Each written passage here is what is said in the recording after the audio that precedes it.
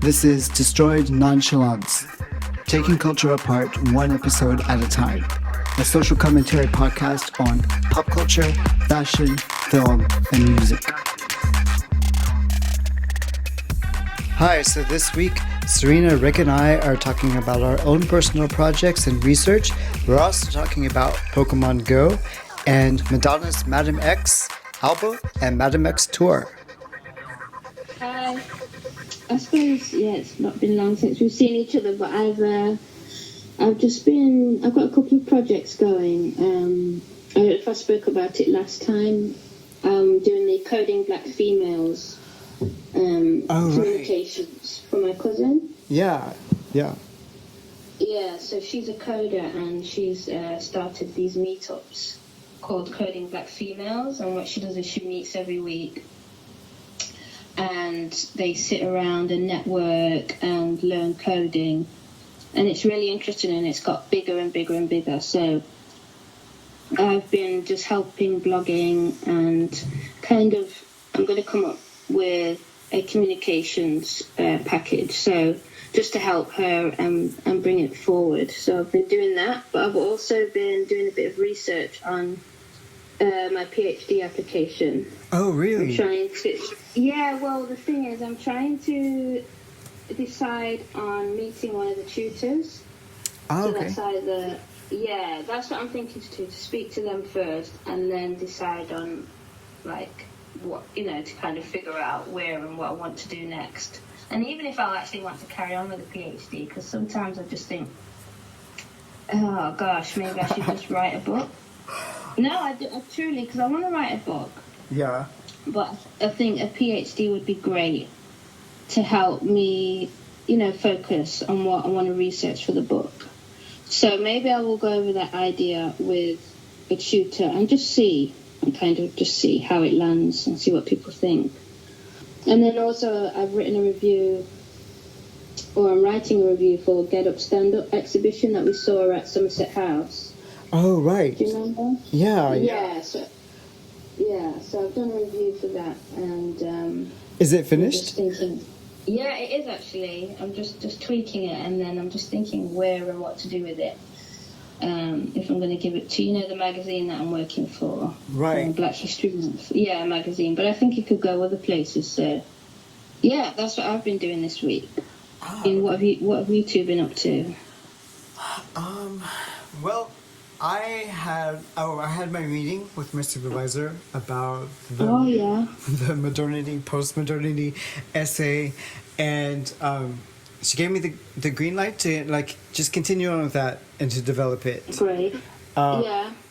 So that's helpful to know that. Well, what was the feedback? Did she give you any feedback or? Well, my main concern was, am I understanding everything the right way? Am I having any big gaps in my knowledge? And because for modernity, I was stressing, the whole rationalizing process and objective truth, and then for postmodernity, it goes to more of narrative and social imagination.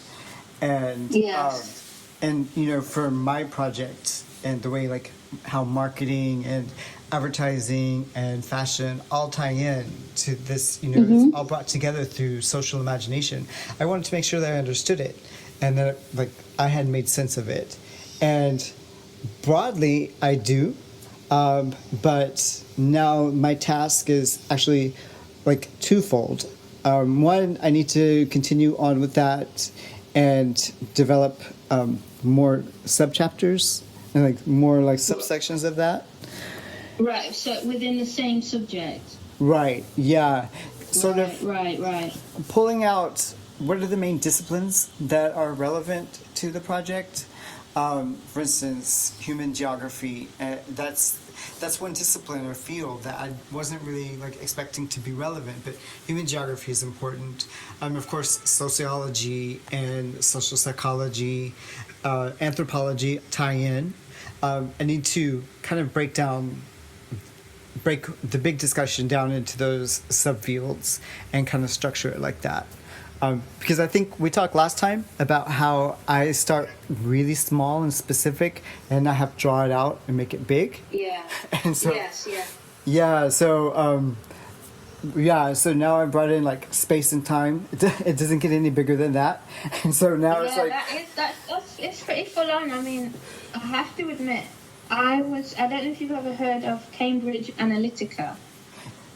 I have. So, I mean, I'm sure some people will know what I'm on about. So I would suggest you look into that. Okay. Just as a maybe a case study, or just to help you with your research. Just see kind of, because it kind of your area of study kind of reminds me of that, but in a fashion sense. But you could use it because you see it as a political case study. But just if you're interested, I would say take a look. Jane, my supervisor, she had recommended another writer who was looking at media and imagination, but not in terms of digital, but in terms of like cinema and movies, and how we we tend to think of digital as like this new thing, and you know all the dynamics that come along with it. But it's true, there's a lot of new to it, but a lot of it can be traced back to other earlier like forms of technology and media. And so when you know the rise of cinema and film also like ties in with this, so yeah, and that's true, almost like pop culture, like the rise of pop culture, and like the almost like mechanical vision in a way, like the way I like it. and so it went from like mechanical vision to digital vision, and anyway, so that's where I am now. But the second prong, she wants me to start doing field research in the fall. So I'm going to have to start dabbling in that. I have to get the ethical compliance and all of that stuff taken care of. And then I'm going to be looking for designers and fashion consumers who will let me tag along and start like just getting my feet wet with the whole field research thing. So that will be interesting. That's exciting. So that's what I'm up to. And Rick, tell us what you've been up to. Well, we got back from Germany. We went to Dortmund for the Pokemon Go festival. Oh, yeah. So that was, we hadn't been out of the UK for a while, since last year, before the visa stuff was all settled. So that was a fun little excursion. It was a really interesting park. What's the name of the park? Westfalen Park in Dortmund. So there was a lot of planes, trains, and automobiles type of situation, because we have to, of course, get to the airport by bus, and then a plane, and then we had to fly to Cologne, and then take a train from Cologne to Dortmund. It's only a 30-minute train ride from Cologne to Dortmund, so it wasn't like a tube ride. Yeah, it was like a tube ride. So and you saved over 100 pounds. So I'm all for that. I had lots of fun. I'm more of I like the Pokemon Go stuff, and I do it here and there. Troy is kind of along. I like buying the costumes that the Pokemon Go players, your characters wear, like the trainers inside the game. That keeps my attention more than actually playing the game. So that we did that, and we got back, and I've been dealing through all of that with Image Amplified and the technical stuff, the back end. Really, like, it's having to learn all of that, go through lots of like videos and pages and guides to optimize the website and find out what plugins might be slowing you down, and PHPs that need to be updated, and then you have to go to the cPanel side. So you're revamping. Yeah, and just like updating things that I didn't even know needed to be updated. As you go through it, it's like if you miss a number when you're doing accounting or when you're coding anything, if you miss one thing, it breaks everything. So it's really hard to go through all these steps that are being suggested, and then it's not working, or you need to wait 24 hours before things get implemented. So that's a whole thing that, I mean, it's not done by any means. It's still going, but it's stabilized a little bit more because I'm not a webmaster, and you kind of have to learn as you go. Yeah, you become a webmaster. I'm learning as I go, and part of me is like, oh, let's just pay somebody to do it, but then you have to trust all. It gets too complicated, so it's harder, but it's better to learn and try to keep that knowledge because it is really exactly. I mean, would you ever think of having a physical magazine for your... Yeah, I mean, we've had a digital one with just our work. Yeah, we would love to put out a paper one. That would be like a dream. Even if it were just a one-off, just to know that something made it into print. That would be a really fun project to work on, for sure. So at the moment, I mean, I'm just learning how to code. That's like separate, but at the moment, I'm like just writing blogs of my journey. And promoting the business itself, and then I'm going to be looking at the social media side and the events. So kind of that's what I'm looking at the moment. Okay. We should include the link in the description this time. So yeah, that's another part of what I've been doing, and then we saw some movies. Oh my God. We saw Midsummer. Have you seen the previews for Midsummer? No.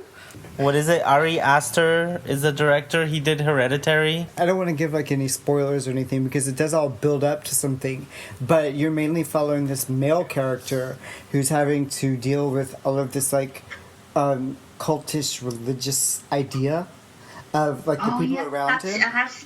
I've seen the adverts. Yeah, go on. Well, this one follows a female. And the cultish religious ideas are completely different, and it's all happening in Sweden, like in this mountain countryside. It looks very like idyllic. Oh my God! It does look it looks like a Marc Jacobs ad with all the flowers and everything. It's kind of like Marc Jacobs ad meets Saw the movie. At no point in the movie did I think I want to walk out because I was waiting for the payoff. It kept me interested by and it's so menial. It's like watching somebody mop a floor. Because it's anthropological. For 2 hours, Oh, I see, yes, yeah. They take you and they drop you into this cult where they just like...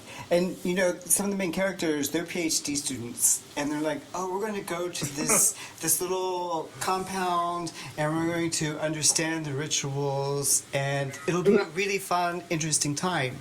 And when they get there, the reality of what they're watching, even though it's dressed in like really billowy white like robes and flowers and everything, what they get there is not what they expect to happen at all. And oh my God. But it's so, like, just when Rick says it's, like, menial, you see their little tasks. And it takes you inside this little world, and it builds it up. And I kept asking myself, why am I not falling asleep doing this? Like, because it's not the most... It has moments of being really shocking, but a lot of it is just establishes a rhythm and a pattern, and you're just watching these people do their thing till it culminates into this really horrible, well, actually a few really horrible scenes, like horrible scenes. Mm. But their cult has like this logic to it that just straps you in, and you're on the ride, and they're all taking mushrooms and hallucinogens, and then like, I don't want to give away any spoilers, but... Okay, so do you get a payoff? Like, do you get the payoff, basically? For me, it was... I don't know. If you ever see it, we have to go back and talk about this movie because it's just so unique. I don't know. We might have to do one of those rooftop sessions where you're like, come over, and we're going to watch this out on the roof. And oh gosh, yeah, like we did the last... What's it called? The Witch or something? Yeah, we watched The Witch. See, that The Witch had the payoff. Okay? Yeah. It had her rising up into the freaking wind and the devil talking to her and like, like... Don't give it all away, but yeah. That had the payoff, and this movie, I didn't at any point want to walk out of it, but yeah. Yeah, we saw that, and we needed a palate cleanser because I wanted to be scared. So we saw Annabelle. We're like, okay, now I want a scary movie. I want delivery. So Annabelle was really good. I liked it. Oh, okay. So that gave you the payoff. I won't watch Annabelle, but I might watch Midsummer with you. So we mentioned last time in the last podcast that we would talk about Madonna's Madame X album.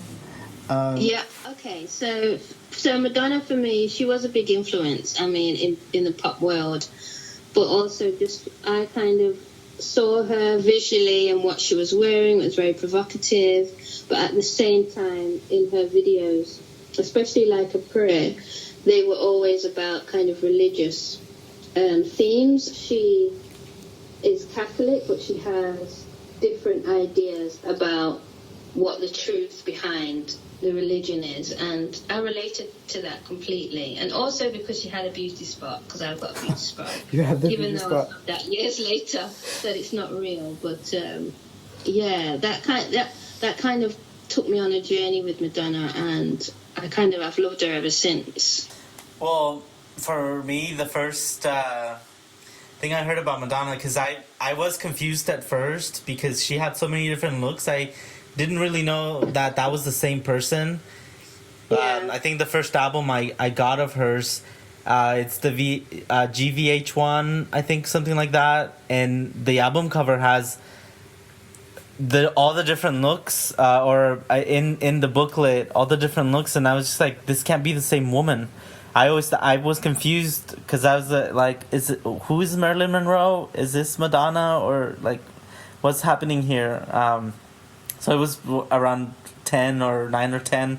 And I heard in the news that people were exchanging sex for tickets to her concert. I think it was Drowned World Tour.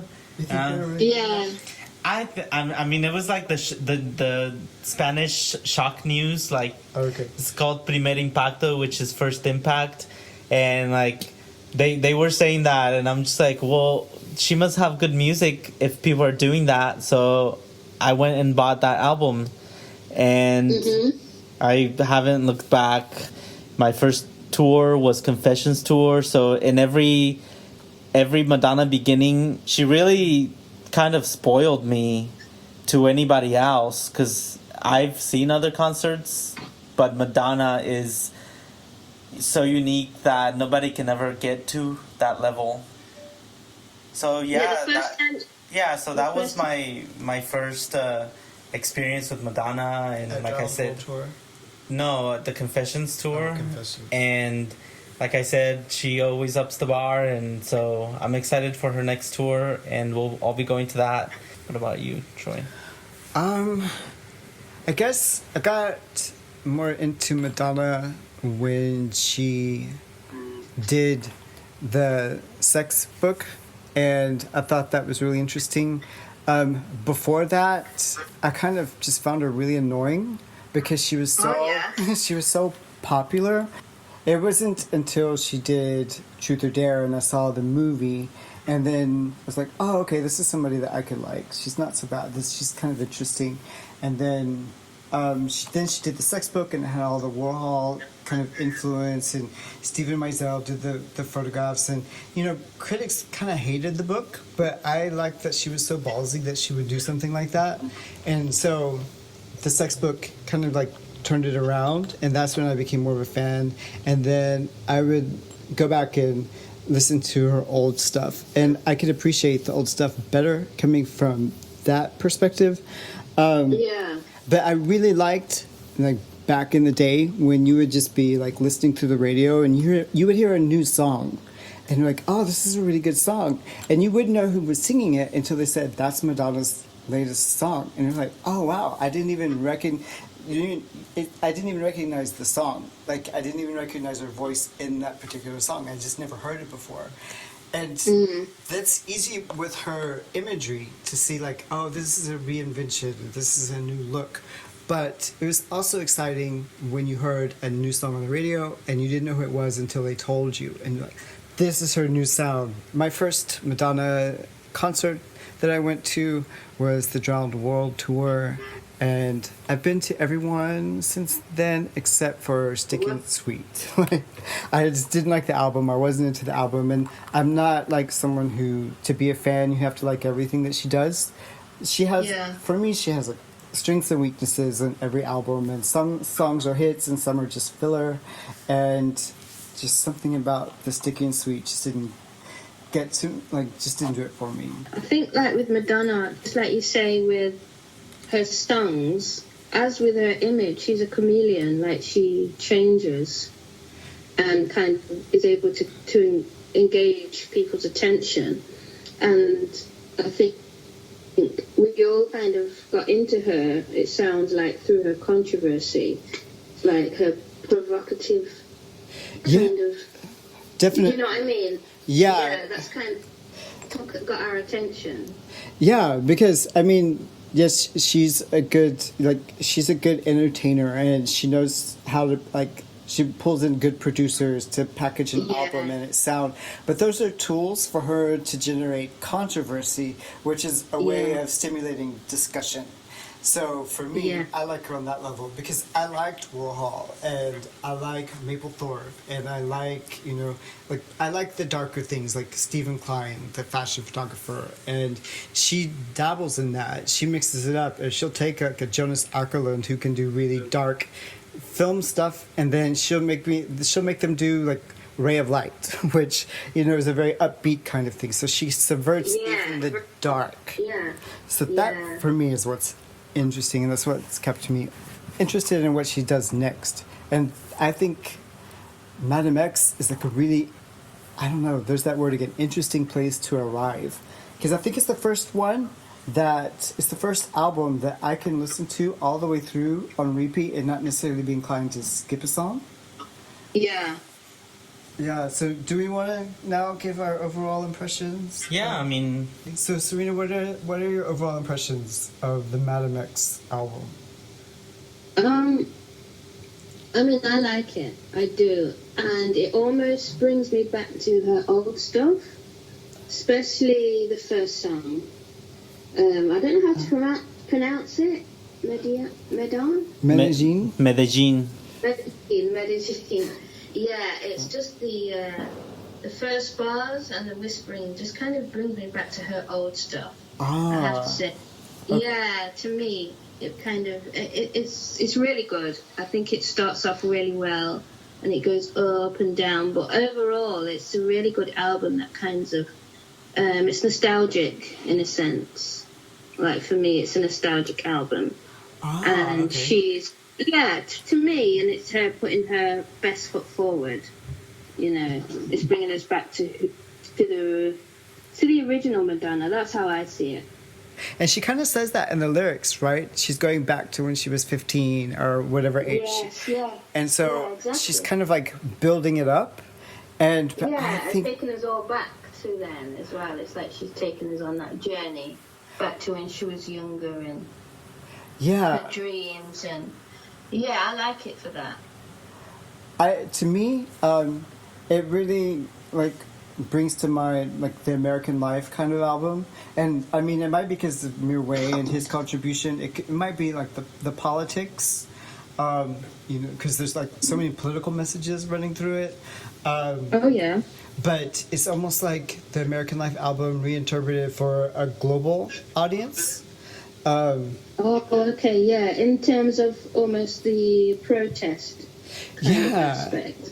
Yeah, definitely a protest aspect, because it's the power of the people and the oppressed, and it's in their hands. They're just not wanting to use it yet, and this is against the power and the patriarchy and the established structured religion, all that comes into play. But it's such a weird album. It's so strange because she does so many odd things throughout it. Yeah. But it almost makes it cohesive because every song has it goes off into some kind of weird sound. It includes some kind of weird sound element to it, so that it's almost like a collage, really woven together sound. I think that for me takes it from the beginning song to the end song, and I can loop it back around again, and it just kind of flows, almost like Confessions did.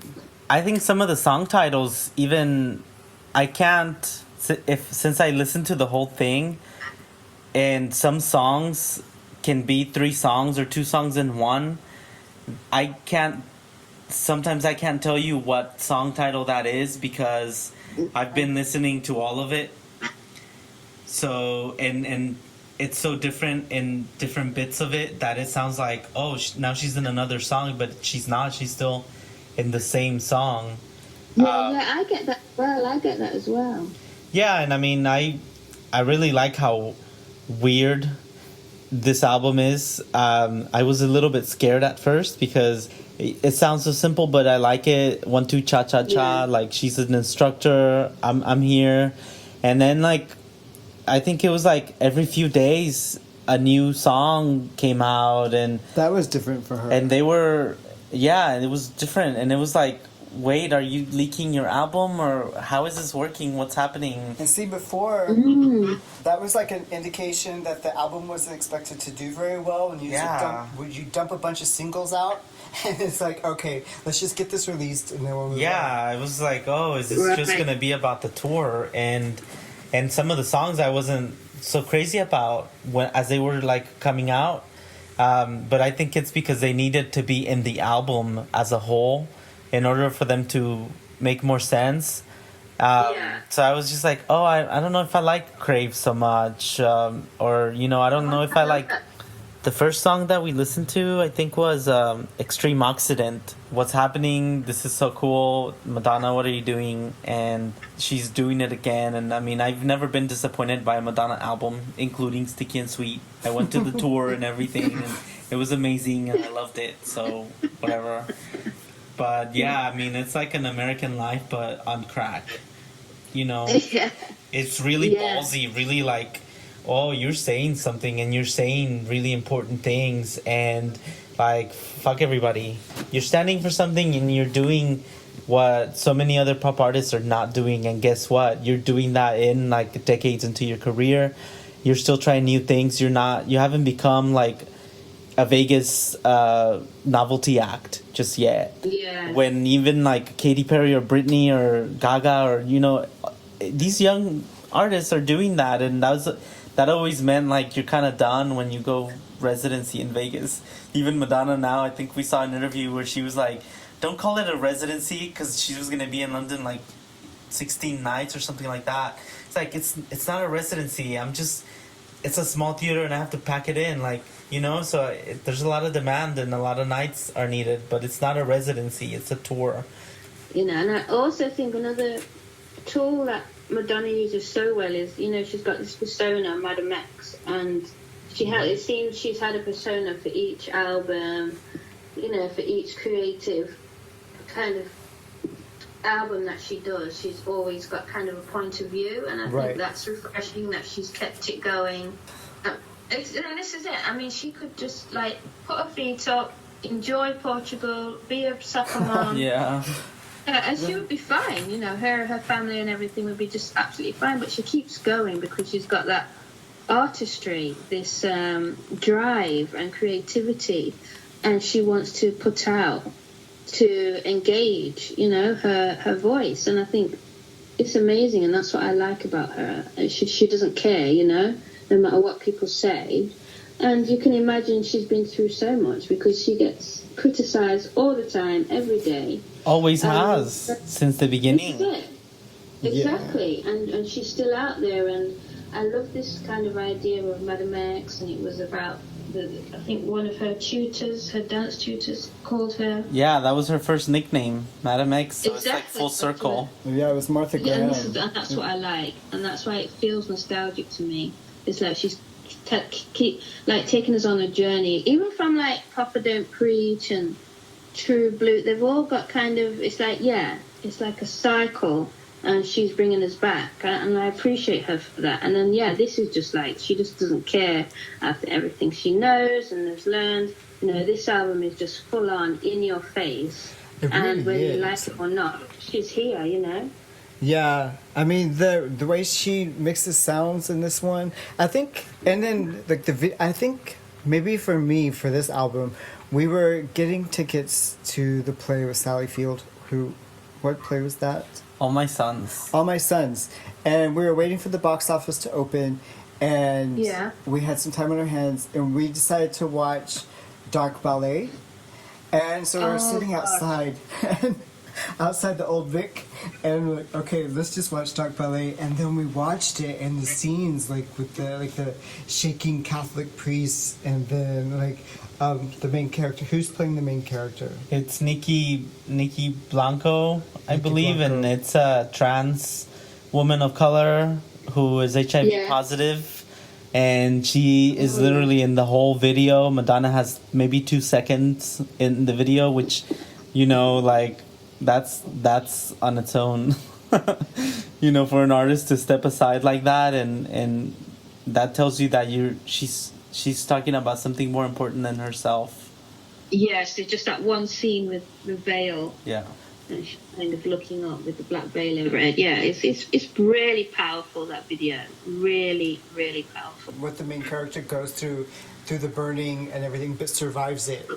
It's I mean, to shed a light on that story, it makes me think of how Madonna's always been good about shining light on other talent, whether it be like her new musical collaborator or producer or fashion photographers that I only learned about because Madonna worked with them. And then when you go to a Madonna concert, she brings on board these amazing, just mind-blowing dancers that she herself, she can't do what they do, but she puts it all together. It's like this three-ring circus, and it's just like the best of the best. And I think she's done that for like this video too, but she's incorporated like a really like unique voice and given it such a powerful platform. I mean, the music video for Medellin, I really like. So I'm here for it, and she was just being fun, and I mean, I liked Maluma. I didn't know who that was at the beginning, so all of it. She looked, and it's completely changed his life. oh yeah, I mean, it's that thing about getting new talent and finding talent and making it huge. I mean, look what she did for Jean Paul. But you know what? On social media, he has so many more followers than she does.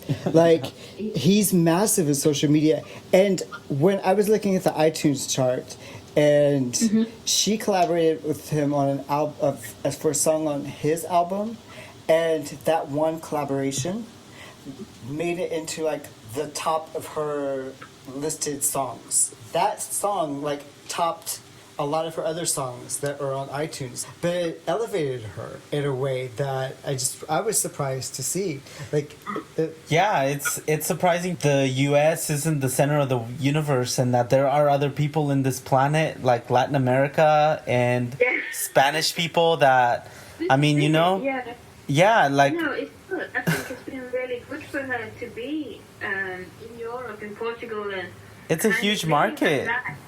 Yeah, and making her be away from kind of being in America and kind of just, feeding off her own fame. At least being in Portugal, I think it's allowed her to be around different people and, that musicality that she loves and the creativity and the energy of being in Portugal. You can kind of pick that up.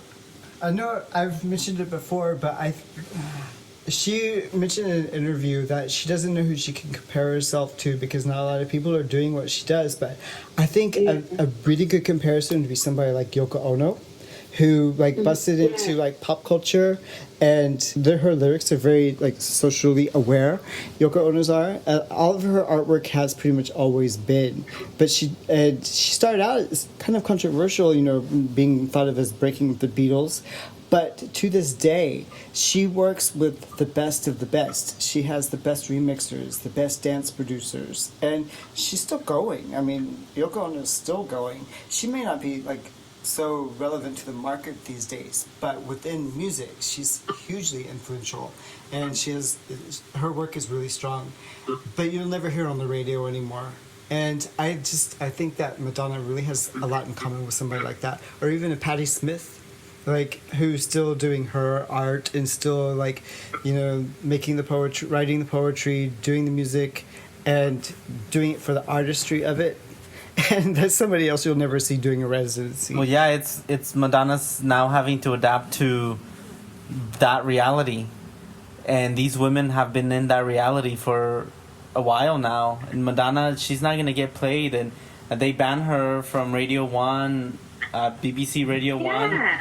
And it's like, oh, we don't play anybody over 30, or I don't know what the age was, but I mean, so now, you know, yeah, she's going into territory that some of these artists have lived in, and I mean, I think she's doing good in that territory. Well, yeah, because you compare her to her peers, like, you know, she's still going. You Prince and Michael Jackson, Whitney Well, Houston. she's alive, first of all. Yeah, this is what I mean, and she's still going. And then you could even compare her to the younger ones, Miley and, you know, Britney, and she's still going, you know? And then not even just that, but all the younger ones are they seem to need to prop up their careers on things like residencies or The Voice, American Idol, you know, all of that. Like, I mean, Madonna hasn't been in any of that. She's not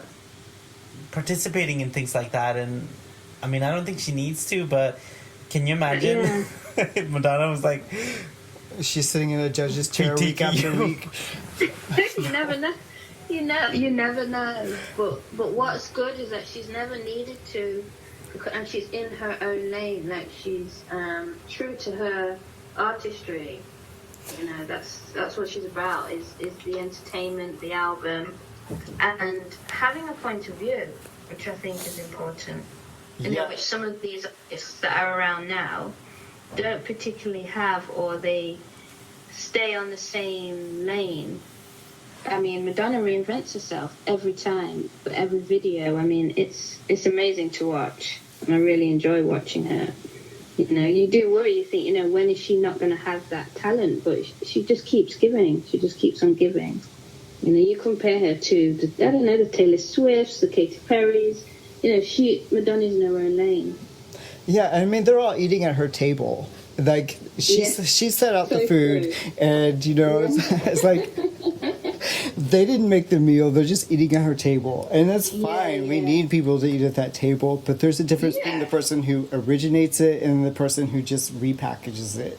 yeah, so, I mean, speaking of that, like, that's a really controversial song / video, because it's so jarring at the beginning, and then it's like Barbie world, but not really, because you're talking about a really serious subject. And it really threw me how she was singing with that. Her voice affected, not the vocoder, but it sounded like she has something in her mouth, and I guess it's through gritted teeth. I guess it's anger. That's how I heard it. The anger. She does that little sing-songy rap that's sort of like what she did in Mother and Father on the American Life album, and it's like, it sounds upbeat, but the message is really dark or like really sad. But then she mixes up the syntax. She gets the words all wrong in this one, and she reverses it. And it was nice to see that echoed in the video, and like the chronology of the video kind of.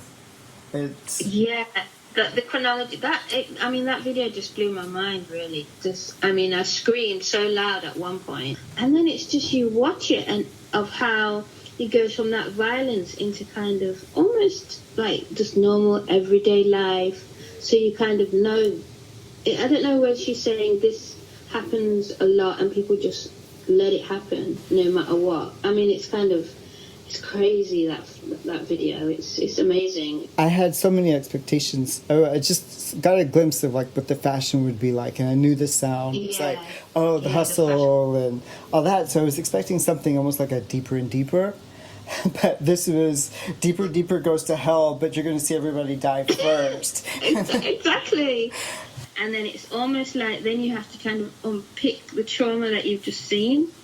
Right. And then I don't know if that's a comment on how we live with the news and all these awful things that happen, and Trump, and, you know, that, like, we see it, we know it's there. Yeah, and she sees it in the video. She's two characters, and the disco Madonna sees it in the news when she's getting ready to go out, and then she gets mugged, and she still keeps going. And then she gets to the club and she gets shot because it's like ignoring all those signs that are right in front of you. And it's like when the camera pans through all those coffins in the church and nobody's there. it's empty because people are not showing up for these victims in a way, and we're all like kind of glossed over. And I mean, so much so that even herself, she was that character that ignored all the signs and then died. And I mean, whenever the first time we saw it, I had an idea of what I wanted it to be. I wanted it to begin happy and then end in the shooting. And I didn't even process that she was reversing lyrics until Troy brought it up. And I was just like, duh, that's, why am I being so dumb? Like, I didn't even think of that. And no, I didn't even think of that. yeah, no. And it was just like, yeah, and the video is reversed. And that I saw it again, and I'm just like, wow. Because she makes you so uncomfortable at the beginning. And then you're supposed to get through the rest of the video, and you're really conflicted about how to feel. It definitely doesn't have the same party feel, but I think she hooks you through that idea of hustle. She mentions the word hustle in the lyrics, and it's a dance, but it's also something you do to keep your business alive, and it's how you make it out on the street every day. It's about hustle, it's about speed, and it's about mind your business, like in every sense of the word.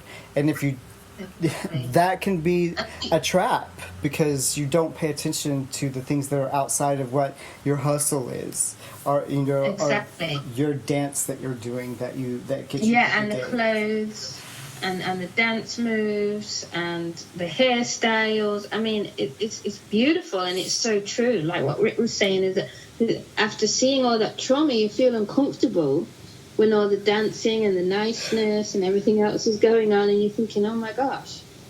The life, when you see the life that you know is gonna be put out. You see like Monet Exchange, which she's one of the RuPaul drag queens, barely like a few seconds, but you see everybody like living their life in the dance floor, and you know what's happens to all of it. So yeah, what happens in the end to all of it, it's just sad.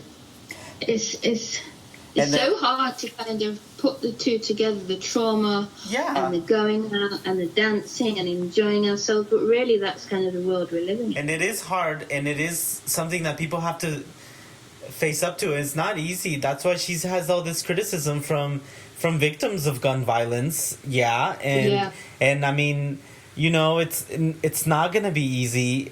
At the beginning it says this is going to be traumatic scenes, and, you know, hold on to whatever you need to hold on to, because this isn't going to be an easy video. And, I mean, like, the criticism is going to be there, but, you know, what is she going to do? Just dress up as Barbie and do the same old thing? Well, it's interesting because they always tell you, oh, don't let the terrorists win. Don't let the bullies win. You need to go out there and celebrate. Like, don't let them dim your celebration. But I think what she's saying inherent in that celebration is the fact that you have to be strong. You have to be socially aware. And don't allow that celebration to become something that just isolates you and blinds you to the reality of it all. Because, I mean, there is like the side, you know, looking at Stonewall, for example, those drag queens were there, you know, in mourning Judy Garland's death, but they had dressed up and they had all like become social, and they were there, you know, sharing in that space. And then the cops came in. And you remove any part of that equation, and it's not the same event. So you have to have the social, you have to have the drag queens, you have to have that fun celebration, or the mourning in the case of Stonewall. But it's when it gets violated that, you know, the police come in, then you have that pushback, and that pushback is what's celebrated. Otherwise, it would have just been another night at a club, or, you know, on the other side, the police are just doing their thing. But it's that pushback, that power dynamic that creates an event. And I think that, you know, the video does a good job of setting that kind of conversation up, putting it back in a context where it's not just about a party. Because you can go out and party, but just be aware that some people have died doing what you're doing. And it's not something that you can just take it for granted. Exactly. I think you summed it up very well there. Very well. It'll be interesting to see how this Madame X character, because we only get a certain number of videos, and by now we've heard the album, but how does it carry through to the show? I want to see the show. I want to see the merchandise. Okay, so if we do like a bullet round where we just name, Rick, you name the song, and then we say just one or two things we like about it or thought about it, and then move on to the next song. Yeah. Okay. Dark Ballet. Thoughts? I like how it sounds like Clockwork Orange. To me, it sounds like this intrusion of Clockwork Orange with classical music kind of sounding stuff, and the vocoder and is electronic, and it's, you know, very dystopian. Yeah, it's definitely, it kind of keeps you on edge. It's really intense, like compared to God Control, which is kind of rhythmic. It's got a bit of rhythm, then it jars. This is just, it feels like it jars. Topple the patriarchy, basically. Gays don't burn anymore. No matter how much you try to light that match. So what about Future? It's just like, keep up. To me, it's just like, keep up. And, you know, keep up with me, keep up with what's going on in the world. And if you're not helping to make it a better place, you're part of the problem, so step aside. Mm-hmm. Yeah, I like that too. That kind of, she's kind of saying, if you're not gonna like think, like open your mind to a new way of being, then, you know, see you later, basically. And I like that. Yeah, and I think it's also a message to those fans that want her to go back to do Ray of Light or Confessions or, you know, or some old content. No, she's not going to go back to that. What about Batuka? Again, I think it calls into that whole, like, the white woman and a different culture. But this one, she seems to get it right.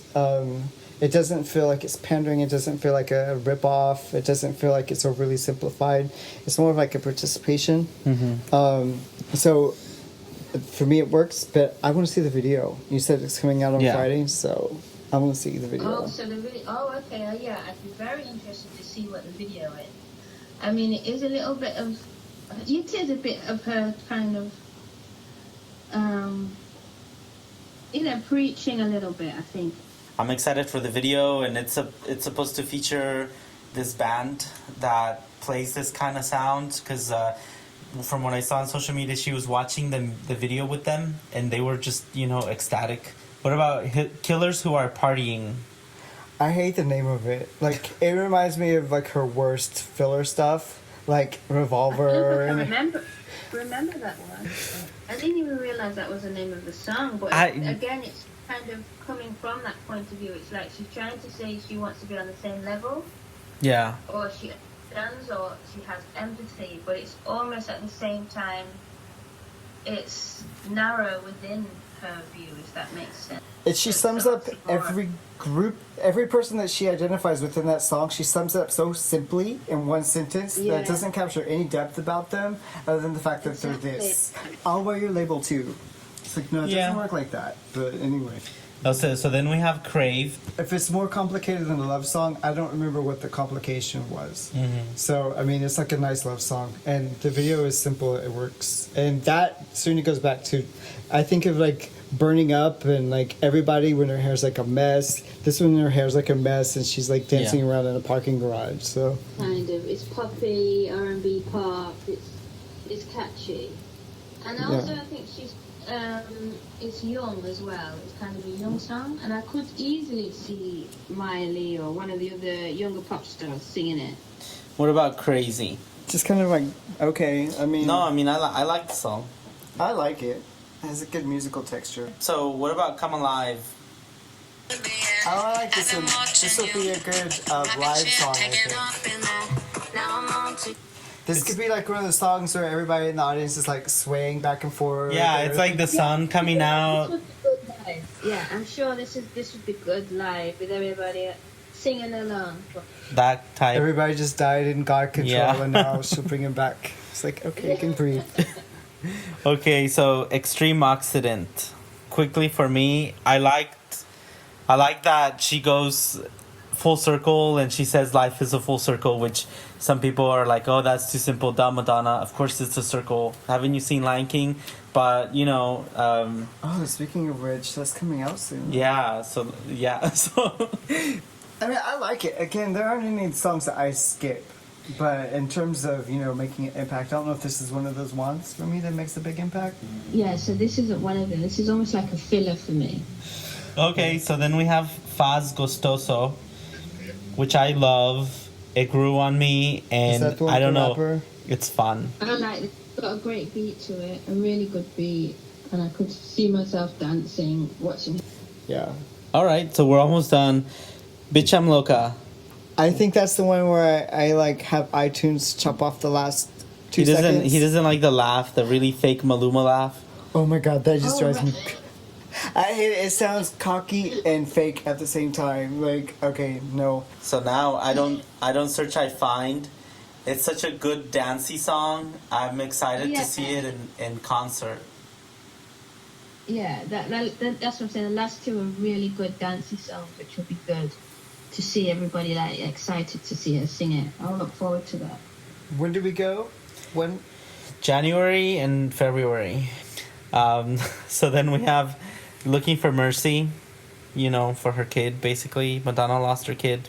So Yeah. it's like a redemption song. You go through this whole process. This whole album has dark points and light points, and then at the end it's like redemption. And then we have the last one, which is I Rise. It's formulaic, but I do like it. I think it has a good sentiment behind it. I like that it has it has the voice of the victim who criticized her God control. Yeah, she was a victim of a school shooting. It was a high school. And I mean, she's had victims of like the Pulse nightclub. There was a guy that came out, in support of her. This is a hard video to watch, but it's a hard thing to talk about, and it's good that she's talking about it. So, there's going to be criticism, but yeah, she does sample. It's better to sample. have a criticism and to have that dialogue than to pretend like it doesn't exist. Yeah, so I guess we can wrap this up now. So thank you for listening. I hope you found it interesting, and we'll see you next time. All right, see you next time. Bye. See you next time. Bye. Thank you for listening. We hope you enjoyed it. Make sure you subscribe to our podcast. We put it out weekly. And follow us on social media. We're on every platform. Instagram, Twitter, Facebook. We're everywhere.